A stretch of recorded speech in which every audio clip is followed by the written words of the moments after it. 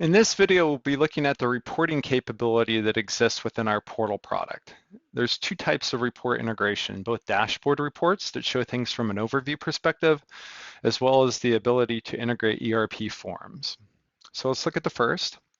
If I go to my customer portal here, and if I scroll down, I have the capability to integrate Power BI reports specific to the authenticated user.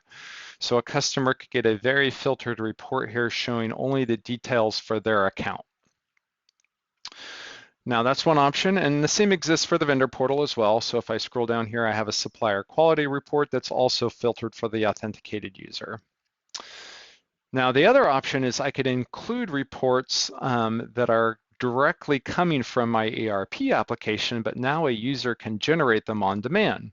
So if I go into my customer portal example here and I were to pick a given sales order and I click that print icon, it's calling the ERP report and then rendering that as a PDF. So now the customer can save or print this directly from the portal. So it very much gives them that on-demand access to all of their reports so they don't have to contact me and I don't have to email it to them anymore. If I go into purchase orders, just to show you in a vendor example, again, this is looking at the list of POs in the system. I could click the print icon, which is going to call the purchase order report in the underlying ERP and render it as a PDF directly on that portal.